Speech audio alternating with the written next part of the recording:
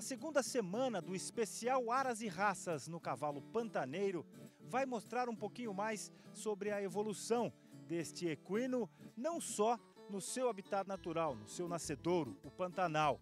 Por exemplo, estou numa das propriedades que você vai visitar com a gente, que está fora do Pantanal, mas que se preocupa, depois da identificação das melhores famílias, com a multiplicação apenas dos indivíduos que podem fazer a diferença. E vai conhecer, nessas visitas que vamos fazer essa semana, os motivos, as explicações para o que a gente observa já de valorização das comercializações deste animal indispensável para o homem do campo. Acompanhe com a gente.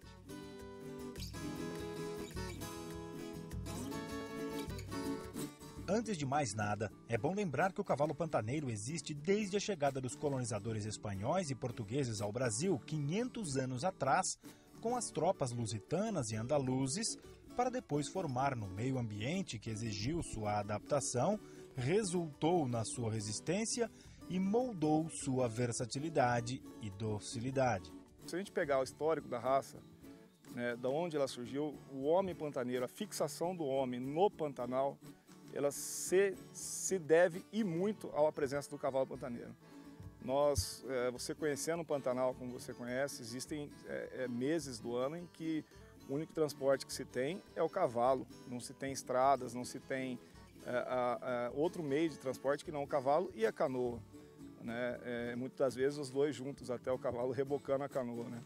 Então, a fixação do homem, que hoje infelizmente, passa, a gente sabe a dificuldade que a pecuária pantaneira, por assim falar, passa, mas a fixação do homem lá atrás, até a conquista das divisas do nosso país, a garantia das divisas do nosso país, nas nossas divisas aqui do estado do Mato Grosso, que é um estado que faz divisa com outros países, como é o caso da Bolívia, o próprio estado vizinho nosso, que também do Pantanal, Mato Grosso do Sul, onde também tem uma forte criação do cavalo pantaneiro e detém grande parte do nosso Pantanal, a fixação desse homem no Pantanal, sem dúvida, passa pelo cavalo pantaneiro, passa pelo lombo do cavalo pantaneiro.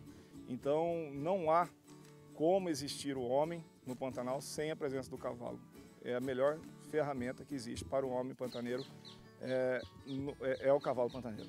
Isso é histórico, mas esse cavalo nadador de extrema coragem e rusticidade passou a ser estudado na metade do século passado, até que no início da década de 1970 nasceu a Associação Brasileira dos Criadores de Cavalo Pantaneiro para regulamentar e dirigir o crescimento da raça, depois que técnicos como Joaquim Augusto da Silva, o primeiro da raça, formataram o projeto do cavalo pantaneiro com padrão racial e distribuíram genética formada a partir desse padrão aos núcleos montados para expandir a raça. O projeto Cavalo Pantaneiro previa comprar 100 animais da raça dentro do padrão elaborado pela comissão. Isso nós fizemos, compramos e começamos a distribuir em núcleos. E esses núcleos a gente ia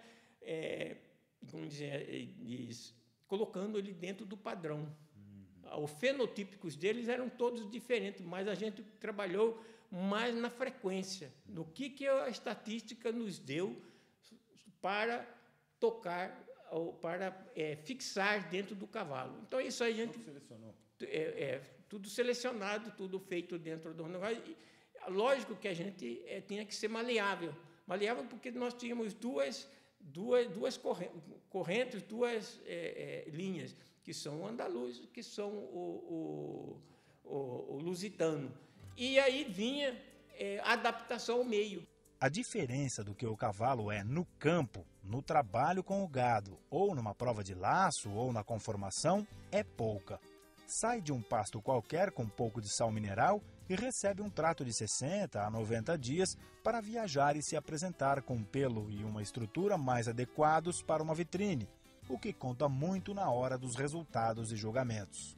Para você que está acompanhando a série do Aras e Raças sobre o cavalo pantaneiro, eu estou ao lado do criador e também técnico da Associação Brasileira dos Criadores de Cavalo Pantaneiro, Luiz Rodolfo Paes de Barros, que é considerado pelos criadores e em todo o Brasil como uma autoridade nesta raça e estamos com um exemplar aqui numa das instâncias, num dos aras que a gente veio mostrar nesse especial do Aras e Raças, um exemplar típico que vai mostrar pra gente as características, Luiz Rodolfo, deste animal que é feito para o Brasil tropical e tem esse desenvolvimento a partir daqui da região pantaneira.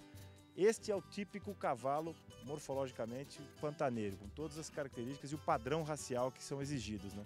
Exato, Daniel. Aqui nós temos um potro ainda antes dos 3 anos de idade, mas que já se adequa às características que nós buscamos.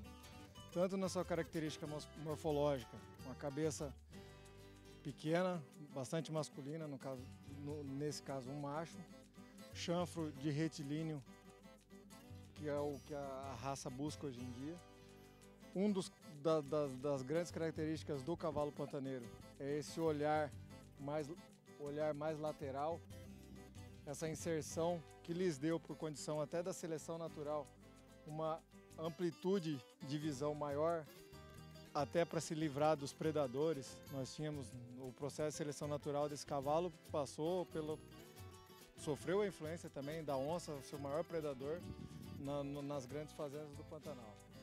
Aqui nós teríamos também o pescoço que a gente busca piramidal, linha reta na base superior, também na base inferior. Um cavalo bastante característico. O pantaneiro é considerado um animal de tração dianteira, então costuma ter uma frente bastante desenvolvida. Nesse animal a gente também identifica isso. Uma escápula ou paleta espádua bastante destacada, longa, que lhe dá um andamento, apesar de trotado, uma comodidade no seu andamento. Peito bastante desenvolvido pelas longas jornadas que esse animal desenvolve no seu dia a dia. Então essa musculatura, essa abertura de peito, bem como profundidade de costela e arqueamento torácico, que lhe capacita, aumenta a sua capacidade respiratória. E também a parte base de qualquer animal de trabalho, que são ossos fortes, cascos bem feitos e aprumos corretos. Então aqui as principais características morfológicas. Aqui está essa descrição que você fez, é que dá a condição de ser chamado, como é, né, para as condições do habitat natural dele, que é o Pantanal, do cavalo nadador, né? Essa força. É igual um nadador profissional mesmo, se você comparar com o jogador de futebol, que tem as pernas mais grossas do que o tronco, aqui é o contrário, no nadador é o contrário. É mais ou menos essa analogia. Exatamente. Essa frente desenvolvida é um animal que, no seu deslocar nos brejos, com aquela dificuldade de atolar, essa frente ficou mais destacada por conta dos cascos também um pouco mais encastelados, para entrar e sair facilmente no barro sem ele ter uma complicação dos ligamentos e tendões, e também podendo fazer essas longas jornadas. Nós sabemos que esse cavalo é o responsável pela inserção do homem pantaneiro no Pantanal. Todo o desbravamento do Pantanal e a pecuária nacional surgiu dentro das planícies pantaneiras, bem como nos Pampas Gaúchos. Como a gente pode ver, o cavalo nadador fazendo o seu exercício, que é um exercício diário, mas é mais ainda quando ele está trabalhando no campo, que é para isso que ele foi identificado e depois acabou se tornando uma grande paixão, claro, um grande negócio.